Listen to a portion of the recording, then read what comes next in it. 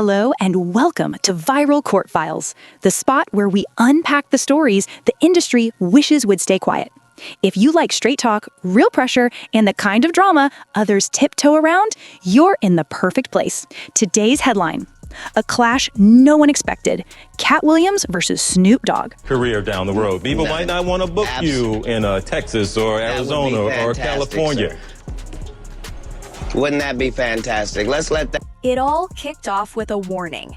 Not from police, not from some rival crew. This one came straight out of Katt Williams' mouth. Yes, you heard that right. Snoop is just really hilarious. Snoop Dogg is funny, He's doing all these things. Katt, who's never been shy about exposing Hollywood's polished image, let loose again. This time, he accused Snoop of what he sees as full-on selling out, or as Katt phrased it, turning into a political dog. He didn't soften the blow either. Katt laid it out. No, sir. Later on, people might not want to book you in Texas, Arizona, or California. Imagine that happening. The weight behind that line hit instantly. Yeah. Get your life right. Stop worrying about mine. I'm cool. I'm together. Still a black man. Still 100% black. Katt wasn't joking or trying to spark clicks. He was issuing a straight warning. When he speaks, it's because he feels the culture slipping in the wrong direction. And right now, in his eyes, Snoop's stepping into risky territory, tangled in influence, politics, and loyalty. I want to say this real quick, not on the political shit.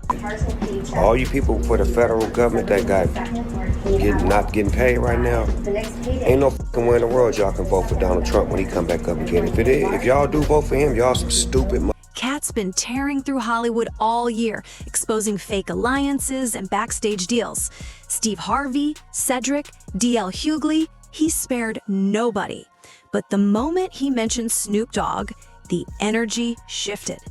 Because Snoop isn't just another entertainer, he represents an entire era. Inaugurated as the 47th president of the United States of America, Snoop Dogg performed at the Crypto Ball. Now, Snoop Dogg, he got the backlash because people are like, wait, this isn't the same Snoop from 2016 who had so much to say about the art. A legend who went from death row records to shaking hands at the White House, from the block to America's living rooms. Folks still remember when Snoop said, "I ain't into no political, all you government folks not getting paid. That ain't right." That was the old Snoop, the one who spoke for the people. But Katt's point hits a nerve. He doesn't believe that dog exists anymore. Somewhere along the way, Snoop stopped keeping it raw and started getting comfortable around power. This isn't the same man who stood with Pac and survived the death row era. And Katt wants the public to see that shift. It's not even the Snoop fans grew up admiring. This is the Snoop doing shows with Martha Stewart, popping up in insurance ads, and pitching pet products on TV. And Katt is voicing what many whisper. What happened to the dog that gave the streets their pride? So ain't nobody gonna perform for Donald Trump, huh? Which one of you jigaboo niggas gonna be the first one to do it? I'm waiting. I'm gonna roast the out one of you Uncle Tom ass niggas for doing it. Which one of you? To Katt, this polished version of Snoop, shaking hands with CEOs and cozying up to politicians, isn't growth, it's betrayal. He doesn't call it leveling up, he calls it selling out. The man who once rapped about surviving chaos now poses with the same system he used to blast. Katt can't accept that change. Snoop is just really hilarious. Snoop Dogg is funny, He's doing all these things. So ain't nobody gonna perform for Donald Trump, huh? Which one of you jigaboo niggas gonna be the first one to do it?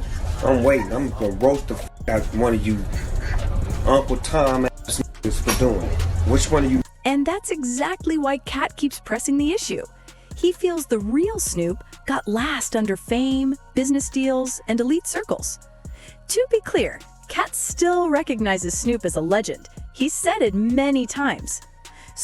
Of course, Snoop has responded to the backlash he received for performing for a Trump event. One of the things he pointed out was that we always stick together. We're good at tearing each other apart, which is pretty constant. It's pretty consistent when somebody gets into trouble. It takes backlash from the community. It's always a communal thing. It isn't any action they took. It is the fact that we can't stay together, that we can't stick together, that it's us always attacking us. But that flies in the face of the reality of what's happening right now. It is not us who are tearing down affirmative action. It is not us who is tearing down DEI. It is not us who are tearing families apart. It is not us who have decided that affirmative action and rollbacks that have been that had precedent for 50, 60 years are gone. It is not us that is doing it. It is, I think most people are disappointed because they saw you a specific way, and you have a right to kind of interpret and do whatever artistically you want to. No one's begrudging you that. But why the attack on the community because they disagree with something you did? But in Katt's eyes, something shifted. The honesty, the backbone, the voice that once stood for regular people, it's fading. The Snoop who used to challenge the system now looks like he's standing right next to it. And in a world where real voices get muted or bought out, Katt Williams isn't sugarcoating anything. He's saying exactly what he sees, straight, bold, and without a hint of fear. And when Katt speaks, folks tune in, because he says the things others run from. So where did the tension between these two giants begin? You have to rewind. In the early 2000s, Snoop Dogg was untouchable. He survived the death row chaos, dodged industry traps, reinvented himself, and built a legacy nobody questioned. He wasn't just a rapper, he was a cultural presence, admired by Jay-Z, Ice Cube, 50 Cent, and every heavyweight in hip-hop. Snoop was the calm, respected OG everyone looked up to. But over the years, the picture started to change. Fans noticed a different Snoop, showing up at political events, brushing shoulders with powerful figures, supporting some public names while staying oddly silent on others. He started backing brands, campaigns, and causes that felt out of step with the Snoop who once spoke for the streets. Katt said this was his first red flag, the kind of moves that make you wonder whether someone is still genuine or just performing for the spotlight. Then Katt dropped one of his coldest lines. When they can't control you, they cancel you. And when they can't cancel you, they recruit you. And in Katt's opinion, that's exactly what happened to Snoop. Instead of pushing him out, the industry pulled him in, polished, packaged, and predictable. The tension grew as Katt watched how Snoop handled major issues in hip-hop. When certain artists were blacklisted, Snoop stayed quiet. When insiders exposed serious problems, he stayed neutral. And when conversations about exploitation hit the surface, Snoop had no comment, like it didn't concern him. But the second Hollywood threw a gala or big event, Snoop was front row, smiling at every lens. To Katt, that wasn't loyalty. It was survival. Someone guarding his brand, not his people. And that's what stings him. Katt built his career on telling the truth, even when it cost him connections. So silence from someone like Snoop? Katt sees that as a direct betrayal. So when Katt said, "I'm giving Snoop his last warning, stop being a political dog," it wasn't a punchline.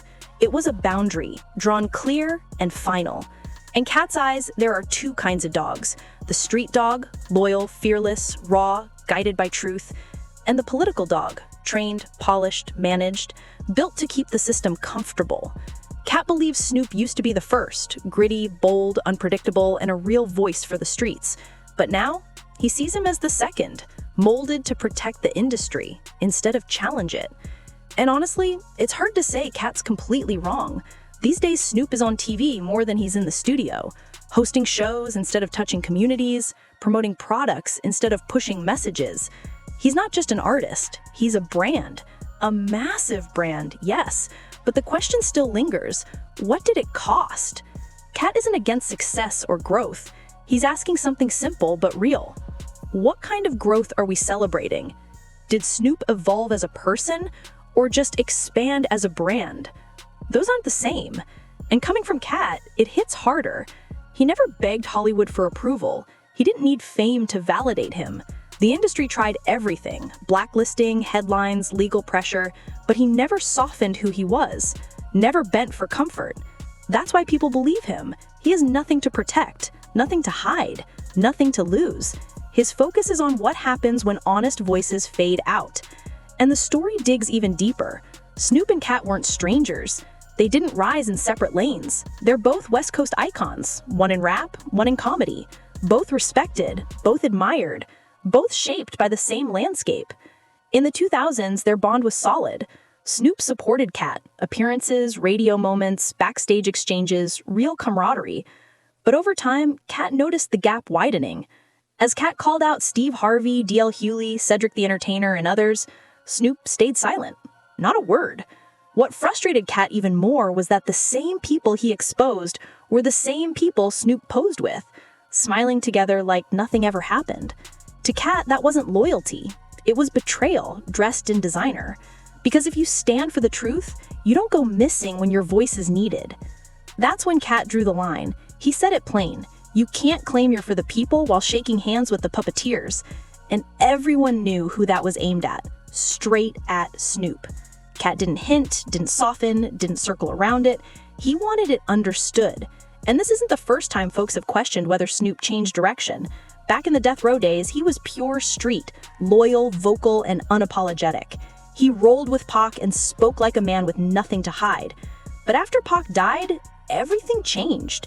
Snoop stepped away from Suge Knight, distanced himself from death row, and forged new alliances. People still debate whether that was strategic survival or switching sides.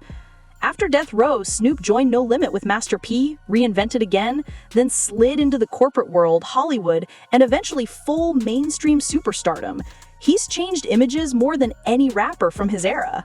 That flexibility kept him relevant, but it also made fans wonder if he now supports the system he once fought against. And here's the key. Katt isn't trying to erase Snoop's legacy. He's not jealous or bitter. He's questioning why Snoop changed. His message is basically, you used to guide the culture, now you follow the industry. It hits because Katt isn't just talking about popularity, he's talking about integrity. And in his view, Snoop drifted from the people's voice to Hollywood's darling. So far, Snoop hasn't replied to Katt. Not publicly, not directly, not yet. But the internet reacted instantly, splitting into two camps. One group claims Katt is annoyed that Snoop scored global fame and huge deals while he didn't. They argue Snoop did what anyone trying to survive would do: adapt, stay present, stay winning. And after what he's lived through, they say he earned that right.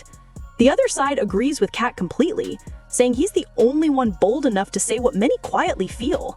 They insist Snoop has been playing both sides, talking real when convenient, but cashing corporate checks the whole time, speaking for the streets but moving like a commercial brand. And honestly, both sides make valid points, because this isn't just Katt versus Snoop anymore. It's a face-off between two definitions of success. Snoop represents the survivor, the man who outlasted the chaos, stayed visible, and built an empire. Katt represents the challenger, the man who refuses to bend, no matter the cost. It's two philosophies crashing into each other. Play the game or expose it. And right now, Katt's message is loud. He believes Snoop crossed that line ages ago and is now too wrapped in the system to step back out. When Katt said that warning, it didn't sound playful. It sounded like a real signal, sharp, serious, hinting at something deeper. Fans began decoding his meaning. Was he warning Snoop about the price of trading truth for politics?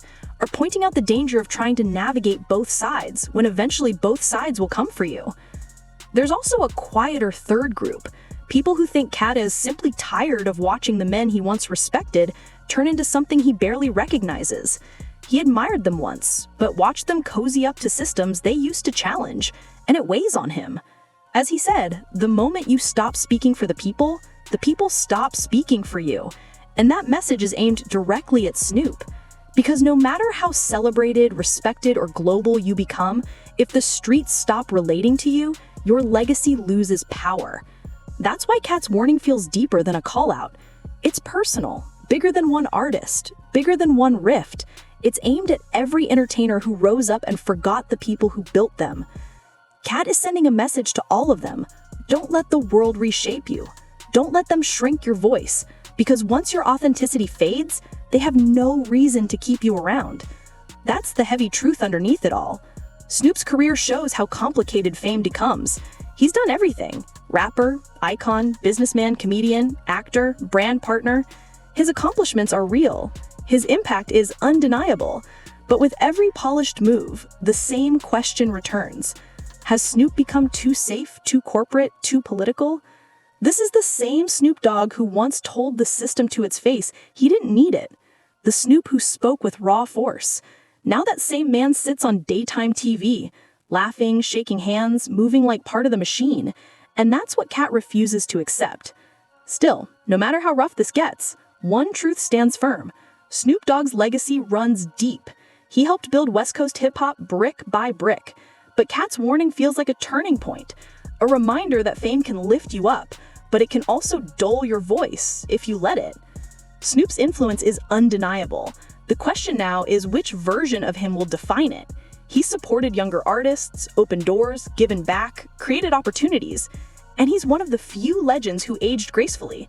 No major scandals, no public meltdowns. But in a culture built on questioning authority, that calm can start to look suspicious. Then there's Katt Williams.